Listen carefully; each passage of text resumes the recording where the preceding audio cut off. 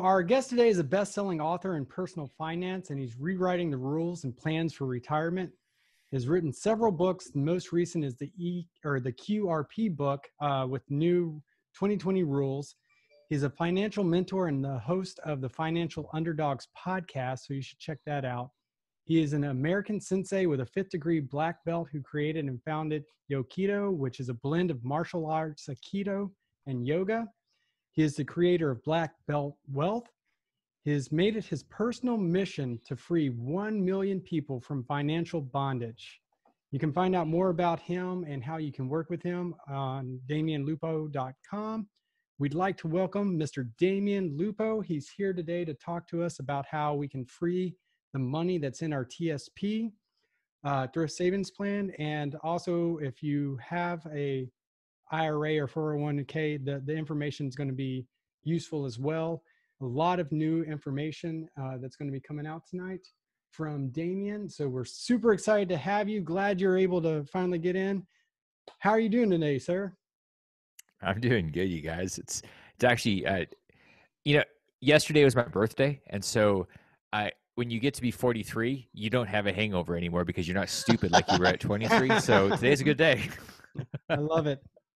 I love it. Oh man. But no, it's good. It's a good time. I think it's interesting right now with everything that's going on.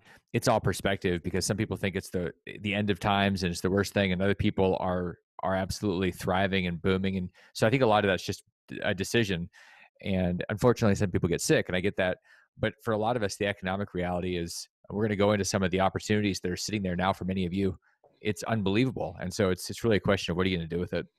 Absolutely. Well, happy birthday. Hope you had a good one. That's awesome. Happy birthday.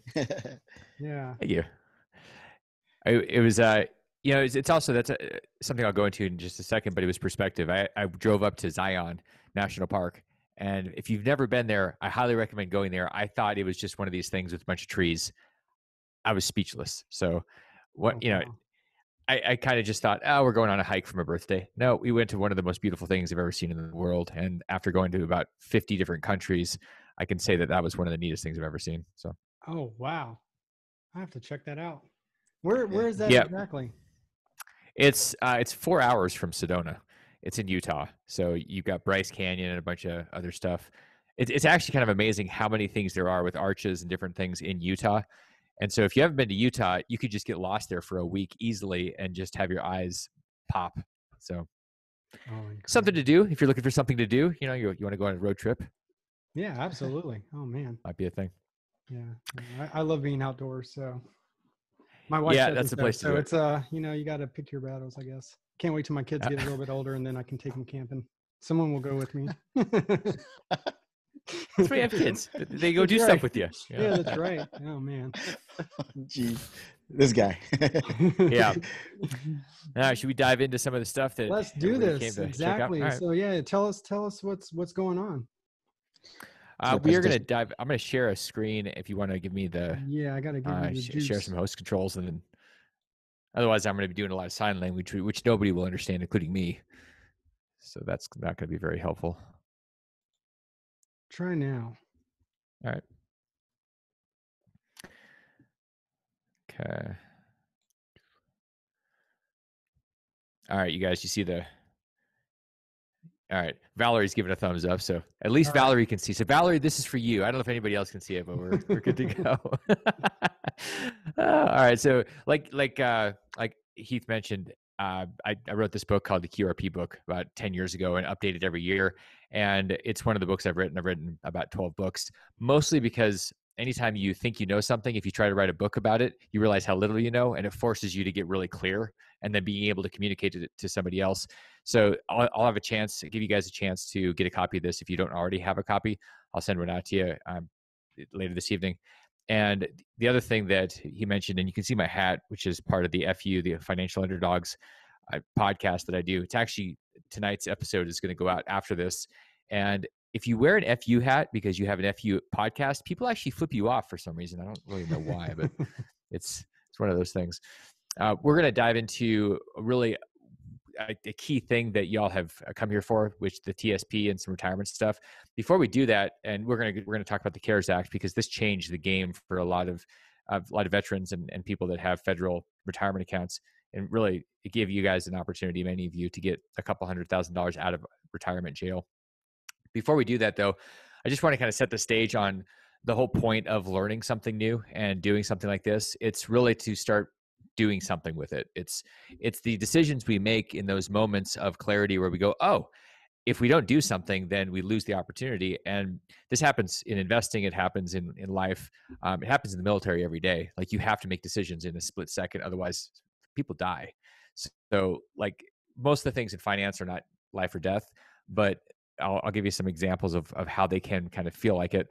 One of the things that I did about 3 years ago was I got a call, and a friend of mine said, hey, I'm going to Uganda to see these gorillas, and I got a spot. You want to go? And I said, yep. Took me about 13 seconds.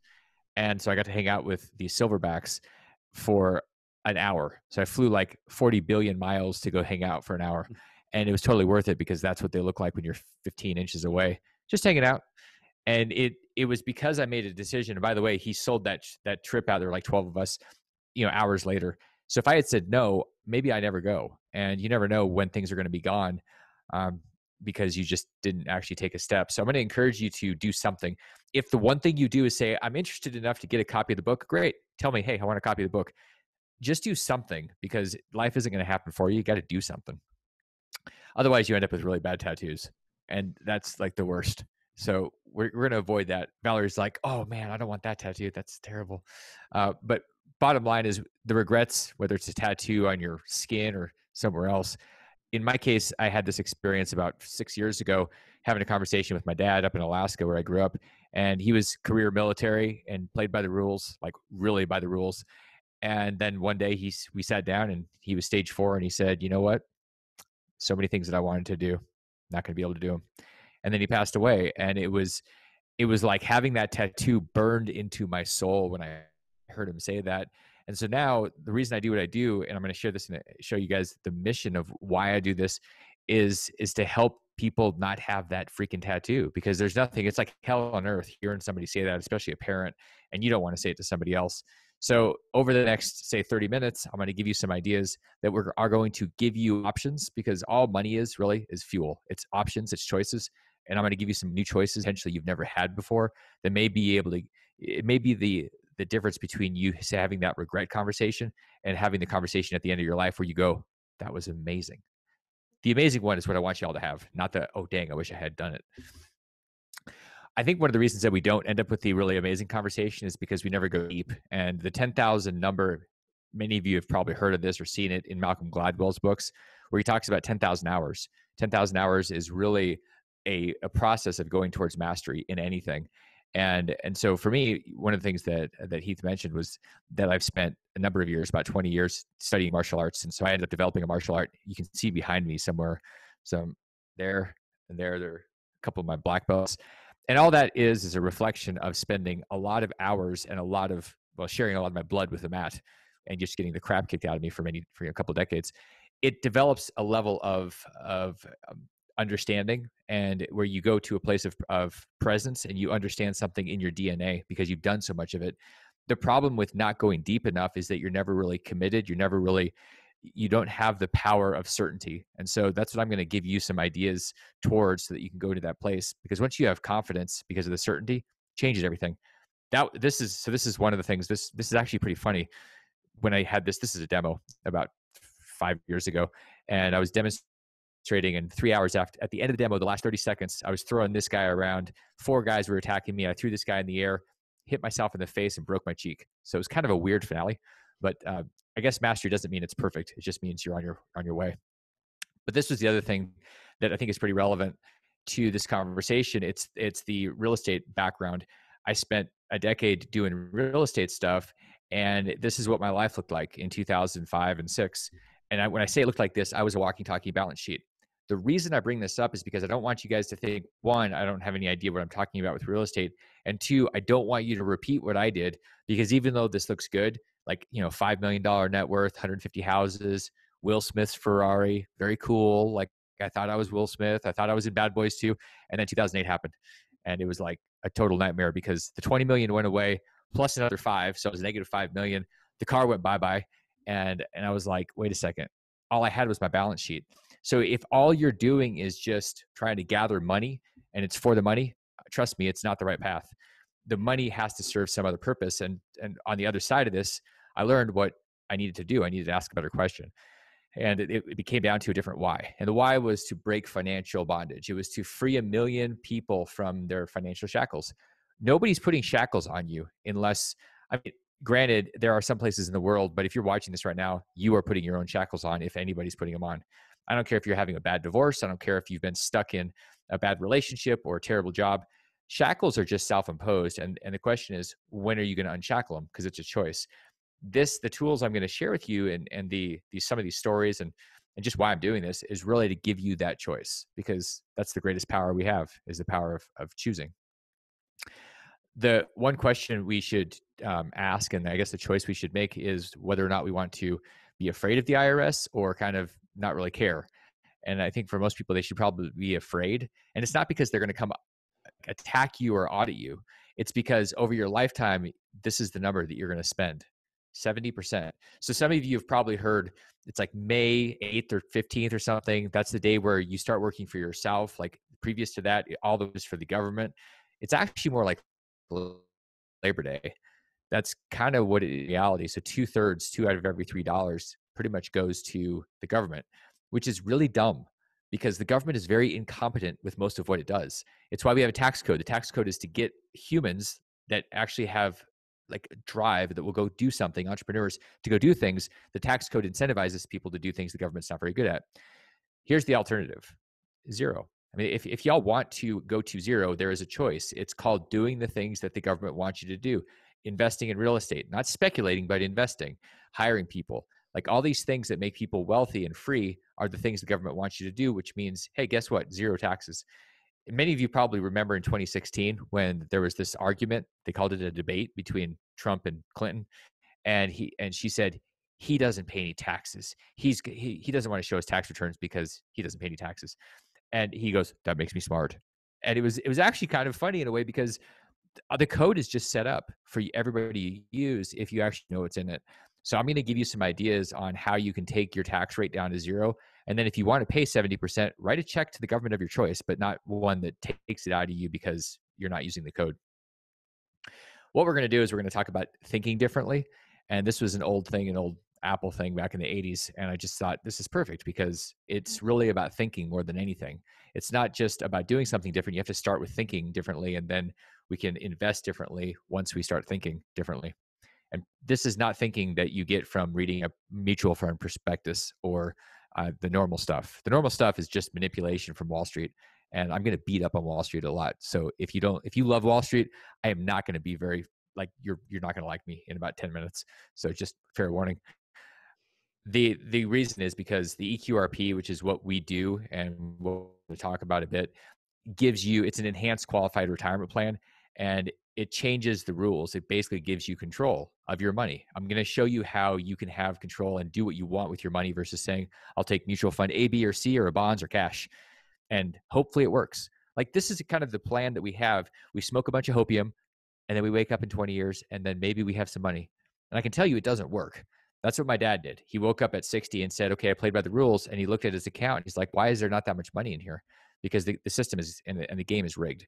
So there's an alternative, and it's called control. We're going to give you that if you guys want to. The other thing about the EQRP is it's a different energy. Our system is set up for victims, and it's unfortunate, but it's like now we have an election cycle nonstop. It doesn't even end. It just keeps going. And it's turning into a victim. Like everybody's pandering to make people victims. Like, hey, just vote for me, and then therefore I'll save you. And the energy of an EQRP, as opposed to other things out there, is really about self-responsibility. It's about owning your life. It's about deciding. And y'all can decide to own your life, or you can be a victim and you can blame somebody. I was really good at that, by the way. Like when I blew up and lost my 20 million, I was great at blaming. It took me about 2 years to start taking responsibility. And then shifting to total responsibility really changes everything, because you can't change anything if you're not owning it. And that's just what it comes down to.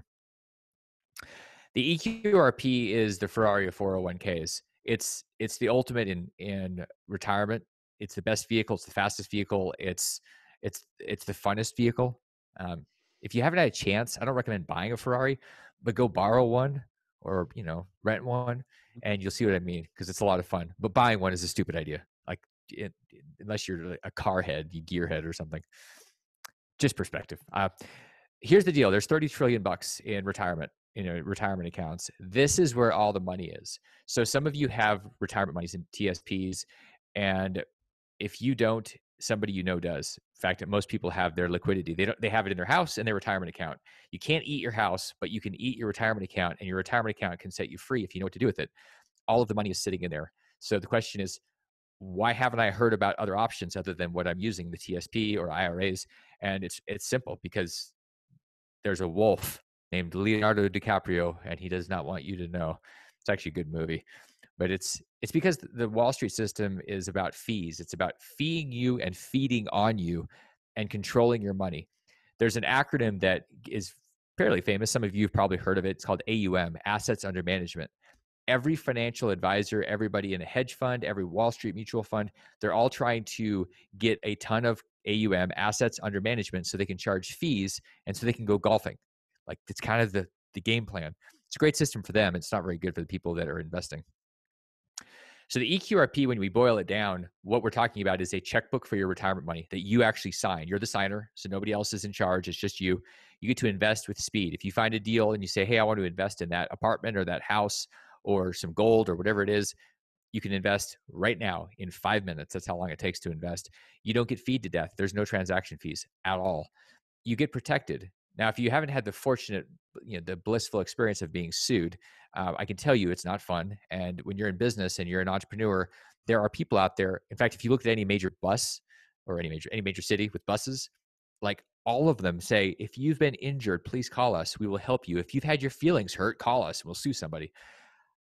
It's inevitable. If you have any type of wealth, somebody's coming after you because people feel like victims. And if you have money, then you're the target.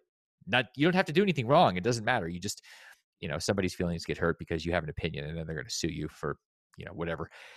This protects this particular thing. The EQRP actually has protections in it. So if you get sued, you're not going to lose your retirement money. That'd be the worst case scenario. You work 20, 30 years, and then somebody sues you and you lose your money. There's a credit line built in. So if you happen to need or want money, like if you want to buy a car, you don't have to beg Bank of America. You can just write yourself a check. That's pretty cool. And part of that has happened in the last few months because of the CARES Act. So I'll share about that a little bit more. And then you can use debt. So if any of you are doing real estate or about real estate, one of the best things about it is that you can borrow money. Like, if you try to go to a bank and say, hey, I've got some stocks in my TSP or my brokerage account, will you give me, like, I've got $100,000 worth, will you give me $900,000 as a loan to go buy more stocks? They're going to laugh at you. But if you do that with real estate, you could find $1 million piece of property and put up 100,000, and they're going to loan you 900,000. You can use all the debt you want with an EQRP and leverage, expand, increase your returns. It's one of the only things that is available like that. And what can you do with it? So many, many things. Mostly we think that mutual funds are the only option. In reality, once you have control, you can do real estate, whether it's in the US or around the world. We have a lot of people that are doing things in Panama, and in Costa Rica, Estonia, like all over the place. So there's no limits on that, no restrictions. You could be the bank. You could get people, you could loan your money out and people can pay you. And then it's kind of better than getting a bill in the mail. You get a check in the mail. Maybe that's just me. And then gold and silver, if you have any interest in gold and silver, which you should, because it's real money. And the reality is the Federal Reserve is printing like there's no tomorrow. And they are going to print and print and print until the dollar is beaten to death. It's already worth about 2 cents on the dollar, meaning it's lost about 90% of its purchasing power the last 100 years. And that is just accelerating. So gold and silver hedge against that. Your retirement account can buy physical gold and silver that you take possession of, which is incredibly powerful. And if you haven't ever done it, it's pretty cool to hold gold and silver and go interpire it. And then Bitcoin, we are shifting our financial system to a place of digital. It's going to be a centralized versus decentralized. So Bitcoin is kind of decentralized. And then you have these country coins like US dollar coin and the yuan coin. Those are centralized. Governments are going to control them. What we're doing, though, is we're shifting all to crypto. It's all going to be digital. And so knowing about that and being able to participate in that is a really useful option right now, so you don't get run over by it. A few things that you can't do with an EQRP. You can't invest your retirement account with your kids or your parents. Those are disqualified. Like in your family tree, anybody up or down is a no-go. Anybody side to side, cousins, brothers, sisters, you can totally invest with them. If you have a vacation house or you want to buy a vacation house, you can't do that. You can't invest your retirement account in one of those. Although you could invest in a property that you rented out and then gave to yourself in retirement. So you actually could, there's a way around that. And then you can't do collectibles. So if you like collectible cars, you can't use your retirement account for it. Any rugs or collectible, like, rare coins or something couldn't be invested in. And then wine, like, it probably goes without saying, but the IRS said if we let people invest in wine, they would just have a hangover and they'd be broke. So that's not a good thing for people to invest in. So we don't get to do it. Okay, many of you have probably heard of a self-directed IRA, and I'm going to show you why it's literally like holding a grenade with its pin out, and you're just sitting there until you get too tired, and then it's a big problem. I'm going to show you why you're never going to want to use it if you can help it. It's because self-directed IRAs have custodians, and custodians make everything very slow. They slow the process of you investing down. They become a lot of friction. It's painful. I'm going to share about UBIT in a second, but basically, if you invest in real estate, there's a big old tax that's going to hit you with an IRA, and you can only put like $6,000 a year in. So if this is your only vehicle and you think you're going to get wealthy or free because you put $6,000 a year in, you're probably a little delusional, because over 20 years, that's 100 grand ish. You're not rich, you're just old. So not a good plan. EQRP is totally different because you're in charge. You're the trustee, which means you write the checks.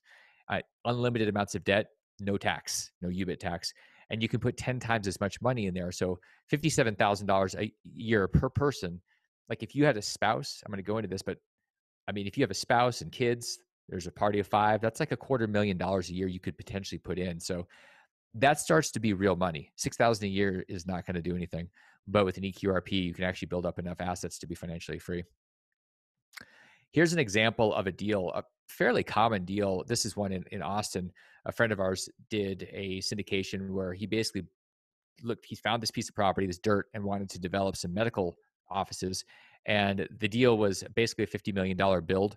So he got investors together, $10 million of cash from people, and then $40 million in debt, and put it together. This thing was built. And then over 5 years, it started cash flowing, and there's about $5 million in cash flow, and it was sold. So all in all, $40 million in profit, which seems awesome, except the problem is most people didn't realize they should not have been using an IRA. The investors that did use a self-directed IRA, 80% of their profits were subject to this UBIT tax. And so it's up to $29,000 in tax. So just to kind of sum up what this means is that if you use an IRA, it's a tax shelter. An IRA is supposed to be like sheltered, like no taxes until you spend it down the road. But what happens is you actually get a tax bill, which is a disaster. And it's because of the UBIT, which is unrelated business income tax. And it's triggered because of this income from the debt. And it's up to 37%. So right now, this is pretty much the highest tax rate in our tax code. And it applies to people that use the wrong vehicle because they didn't know better. And unfortunately, most people that are investing with IRAs have no idea this is coming.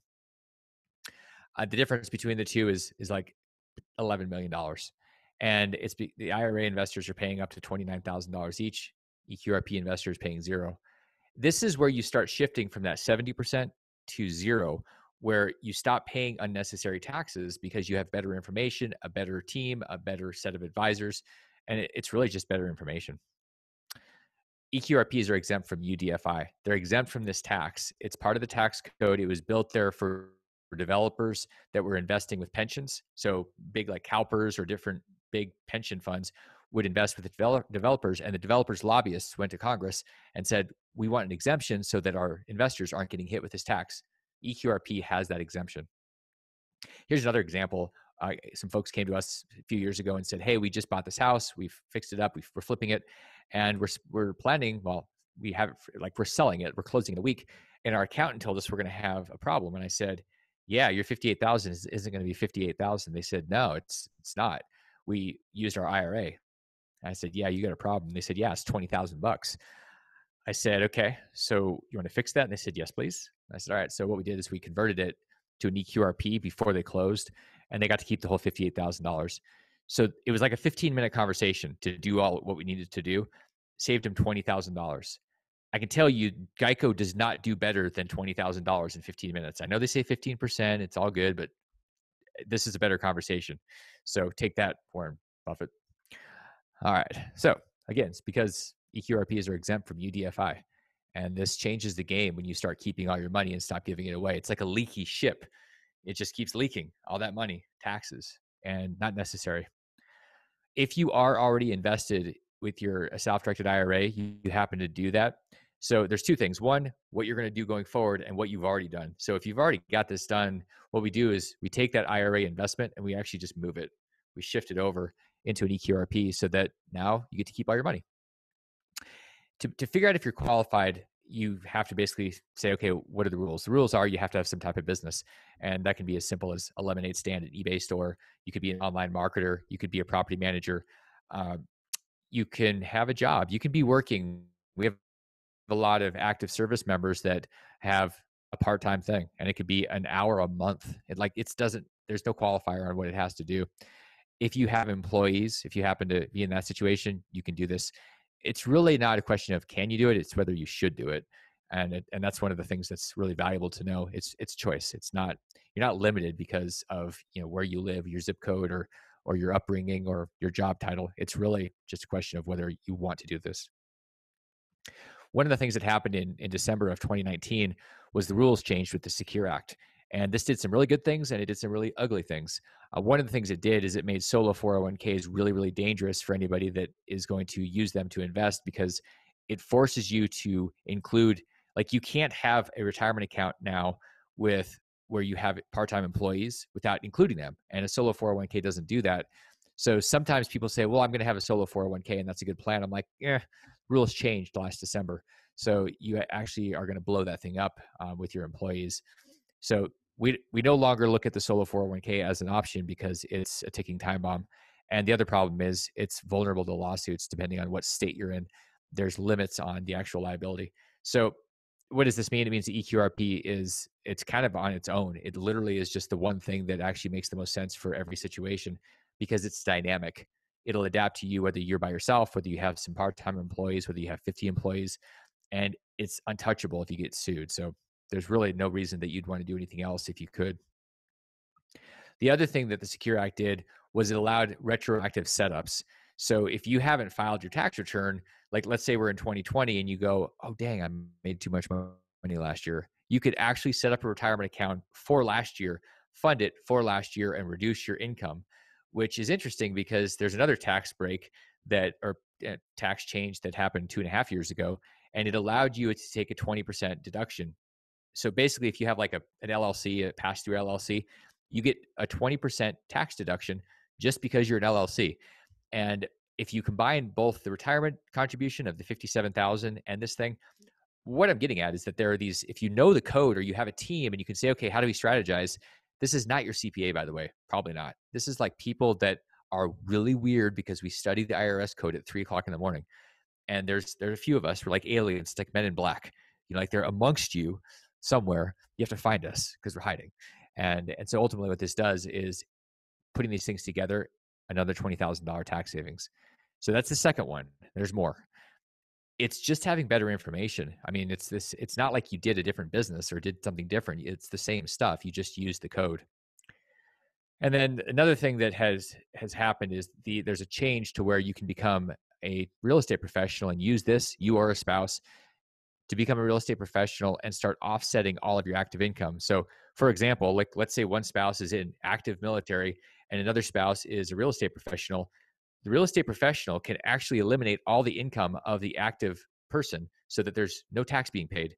This allows you to do some crazy things with retirement accounts to where you could take, say you had $300,000 in a TSP.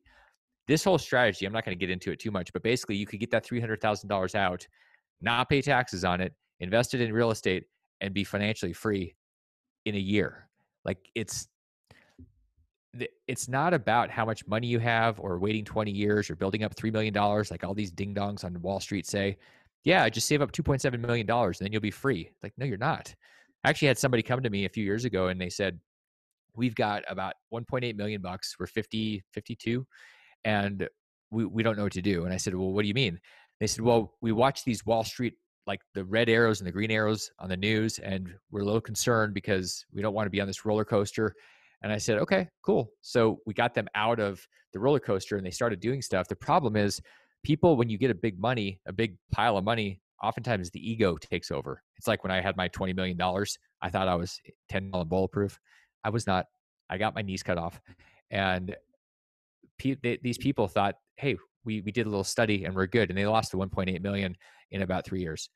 So it's more about who you surround yourself with and making sure that you don't get arrogant about it. It's also not about that number. You don't need $2 million. I can show you how to become financially free from start at zero in 5 years. Or if you had a few $100,000, I could show you how to do it. And it's just really better information. That's what it comes down to.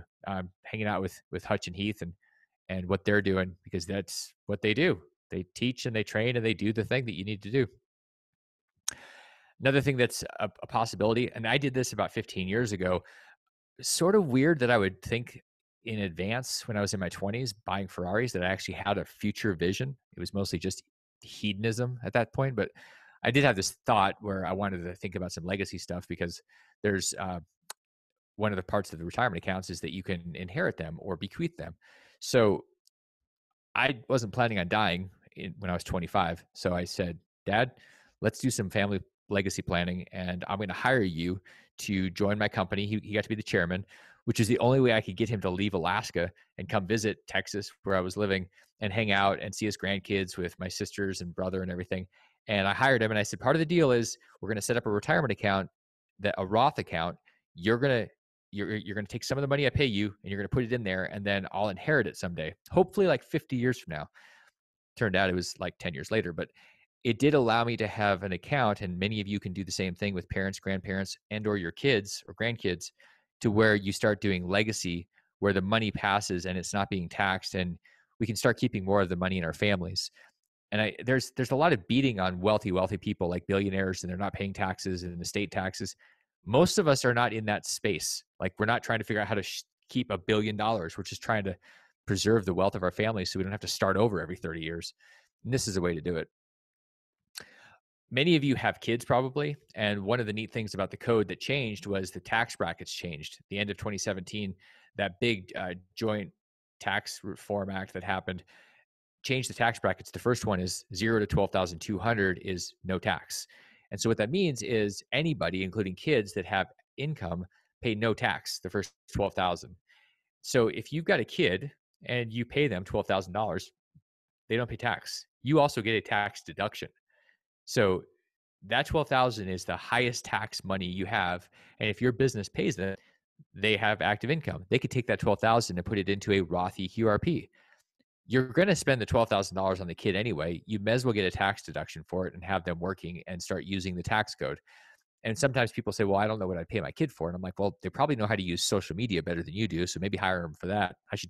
It costs a lot to have people do social media. Your kids are going to cost less probably. That's one option. Or you could, if you do marketing, you could do it. It wasn't my parents. This is actually me when I was 5, modeling for JCPenney.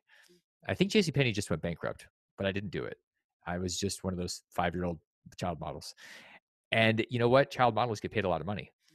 Back then it was the 80s and it probably wasn't $12,000, but you could certainly pay kids $12,000 for modeling over a year. That's super reasonable. Okay. How do you get money into the EQRP? Part of it is rollovers, and we're going to go into that with TSPs and things. You can put almost anything in: IRAs, 401ks, 457s, 403bs. These are like police officers, firefighters, teachers, as many as you want. You can also put up to $57,000 per person into the plan. It could be deferred money or Roth money, so it's pre-tax or post-tax. No income limit. So if you and a spouse make $300,000, $400,000, $500,000, you could put money in. It could be Roth money. That's not going to happen in an IRA. It's not allowed. There are limits and triggers and tripwires and all sorts of stuff. Okay, CARES Act. So this is what happened March 27th. The government said in their, how do I say this gently, in their brilliant, in that moment, they said, let's let people take $100,000 out of their retirement account if they've been impacted by this COVID thing. And so that was one of the things that gave you guys, many of you, an option to pull up to $100,000 out of a TSP. if you or your household have been impacted. Doesn't mean you had to have COVID. It means you've been impacted. Have you been quarantined? Have you been furloughed? Have hours been reduced? Have you had problems with childcare? There's like a huge list of things that qualify you. If that happens, you can take up to $100,000 out. So once it's in your personal account, you have two options. One, you could pay taxes on it. Over the next 3 years, you pay taxes on it. It's basically income. No 10% penalty. That's option A. The other option is you once you get it, then you put it into a retirement account, the EQRP. Once it's there, it's considered a rollover. At that point, you can do all the investing you want in real estate and things that are not mutual funds. Well, they could be any mutual funds if you want, but that's obviously not why we're talking about this right now. You have the option for the first time in history to be able to get money out of your TSP and in your hands to control it and get off the Wall Street roller coaster. This, who knows if it'll ever happen again. This is the first time in 47 years that this has happened, and it expires the end of this year. So it's super limited. It's like a limited time engagement for the next 5 minutes or 5 months, and then it goes away. The other thing that they did was they created a credit line. Now, the previous thing, the disbursements, that's for any retirement account, IRAs, TSPs, 401ks. This $100,000 credit line is just for TSPs, 401ks, EQRPs. And what it did is they said, okay, normally you can borrow $50,000. So many of you probably have loans. You've borrowed out. You got to pay it back. They bumped it up to $100,000, and it's up to 100% of your money. So this is where the $200,000 comes into. You could disperse 100 and you could borrow 100. The $100,000 borrowing, you have to pay it back over 5 years. But the first year, there's no payments. So you take it out today, then nothing until August of 2021, and then you pay it back over 5 years. This particular piece is only until September 27th. So we have a month, and then it goes away. And the reason I bring this up with this Black Card is because I used to have a problem spending. That's why they gave me an American Express Black Card. I was spending like $100,000 a month, which seems impressive, but all it means is I had problems I should have had therapy to fix, and I couldn't stop spending. So this is what I tried to do. I tried to buy toilet paper, like a lot. And this is when you could actually buy a pallet of toilet paper, because now you try to buy it and they're like, sorry, one container per person. You're like, but back then you could buy it, except when you try to use your American Express Black Card at Costco and they say it's declined. And then you're like, I have a Ferrari. I can't be declined. I can spend $100,000 a month. They're like, well, you can't spend, $400 on toilet paper. And I was like, how is this possible? So I called American Express and I said, my card was declined. And they said, yes, sir, you've hit your limit. I said, I don't have a limit. This is a Black Card. I can do whatever I want. And they're like, well, you can't do what you're trying to do right now. I'm like, I'm trying to get toilet paper. Like, well, there's no toilet paper happening. It's because they froze me where my current balance was. And that's what banks do when they start to see losses in an industry. The reason this is important is because most of the population uses credit cards and home equity lines of credit and things. Those can be frozen or turned off in a heartbeat. And they're usually turned off at the most inopportune times, like when you're trying to buy a pallet of toilet paper and then you're stuck. You can't get your toilet paper. If you have a credit line with an EQRP, you go, you know what? I'll just write myself a check. No problem. Get all the toilet paper I want. So you get yourself a check and you've got access. It's better to ask for access to credit when you don't need it, and especially when you're the lender. And that's what this is. Nobody can take it away from you. If anybody speaks Portuguese, I don't know, Hutch, do you speak Portuguese? Is there any Portuguese or Heath? No, nobody? All right. Parado si caro, random quote. It's like the only Portuguese that I kind of don't know, but it means cheap objects can be expensive. And this just means that Googling your way to information, and it's not really wisdom or wealth, it's just chaos, because it's a lot of opinions on blogs and things. It's the same thing as when you talk to your neighbor or your family and they have an opinion. And ultimately we end up spending too much time arguing with stupid people that don't know any better. They mean well, but life is too short. And when you get information that's free, you're getting what you pay for. And that is a very big problem. That's why a lot of people spend their life broke and shackled, because they keep trying to do the cheapest thing instead of the right thing. One of the things that you'll find is, and some of you are doing this already, when you have great employees or you have great attorneys or accountants or the right advisors, they make you money. Most people have a flawed way of thinking that, oh, this person or this thing is going to cost me money. And so they don't do it and they stay trapped. The reason wealthy people are wealthy is because they know how to leverage capital, people, advisors, all that kind of stuff. So it's really important to make sure that you're getting the best out there, not the best you can afford, the best period, because it will pay for itself over and over again. ultimately you want to go find the bald, gray-haired people. I mean, the people that are out there that have been there, done it. I mean, it's funny. 10 years ago, like when in the middle of all this excitement with Ferraris and stuff, I had a lot of hair. I actually used to have an afro, and then I did real estate, and then I went to bald, and I was like, cool, I'm going Yoda, and that's like where the wisdom lives, because you've just lost all your hair with all the experience, and it's this thing that happens. I always encourage people to go find people that are balder and grayer than you are, because they've probably been through some stuff. The funniest thing to me is listening to somebody that's like 19 years old, especially that, they go to college and they read a book. They're like, I know it. I know economics. The worst are the MBAs that haven't been out in the real world. They're like, I know the formula. I'm like, the formula for Lucky Charms, basically. Like, you don't have any idea what you're doing. So I'd always encourage you to find people that are out there doing it, that have the wisdom. I mean, we are buried in information, but we're really starving for wisdom. And the wisdom is not something that just pops up on your homepage in a Google ad. You have to go find it. One of the things that you find with wisdom is people that have been through stuff tend to have rules. I did not have any rules, and I learned that was a bad idea. And it's because we're willing to do whatever feels good, and our glands drive us. It's like, ooh, this feels good. It's exciting. After this whole meltdown, I said, maybe I should have some rules to protect me from me. And 3 of the rules that I circled here are for 3 of my Ps. If y'all want my rules or you want to borrow them or whatever, let me know. I'll send them to you. First off, I don't work with or talk to really anybody that's a victim. If somebody gets on the phone and they start blaming or telling me that Donald Trump or Barack Obama is the reason their life sucks, it's like the phone call is over, because it's not worth it. Quite frankly, you can't fix it anyway. And so there's no real point in having that conversation or being around people that are going to drain me. People that lift me up and people that probably lift you up are the ones that are actually doing things, not the ones that are complaining. I don't really, I have a rule. I don't invest more than 5% of my money in anything that I don't control. And this isn't really practical if you've got 50 grand. You've got to kind of play a little bit nuttier, like maybe 50% or all of it. But at some point you start shifting, because you're going to be wrong. We've been trained from kids that being wrong is bad. If you're wrong, like if you're more than 30% wrong, you're a D student. If you're 40% wrong, you flunk. Like, they kick you out and they say, terrible, idiot, imbecile. The reality is, if you get 50% right in the real world, which means you got 50% wrong, you're a billionaire. That's how that works. So we're being trained to do the wrong things, but we will be wrong. Question is, can you keep going, or is it going to sink you every time you're wrong? One of the other rules I have is that I don't invest in ghettos. I don't invest in a place where somebody might get shot. Like, I need a bulletproof vest. And I've done that. I did it in Montgomery. I did it in Memphis, where I was in areas that were sketchy. Like, you didn't want to be in these areas at any time of day. Sunrise, sunset, it didn't matter. One of them in Memphis, I actually bought an apartment complex, and it was a total rehab. Like, there was nobody living there. So I bought the thing, and about 6 months later, I got a call from the property managers, and they said, we have a problem. And I said, okay, what? You need some more paint? Like, what's going on? They said, no, somebody stole the copper. And I said, okay, why are you calling me? They said, no, they stole all the copper out of 119 units. They tore it out of the walls, out of the concrete.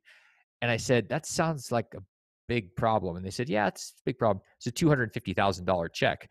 So that's why we have insurance. And then I learned about Lloyd's of London. If you've never used Lloyd's of London, try not to. They try not to pay. So I got to get about $80,000. That's what I ended up with. So I took about $170,000 haircut on that one. And that seemed pretty bad until I got a call 6 months after the first event, and they said, we got a problem. And I said, what is it? Like, I've got an armed guard there protecting the property. Nothing could have happened. They said, no, they stole your copper. I go, again? Where was the guard? They're like, they killed the guard. And I said, whoa.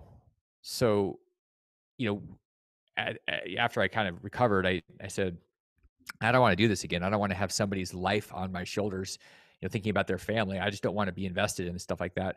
The reason I bring up that story is because there are a lot of things that will go wrong in investing and in business, and it is much better to leverage off of other people's mistakes instead of doing all the same stuff. You'll have plenty of your own mistakes, and maybe you don't want to do ghetto zones because you don't want that, and that happens.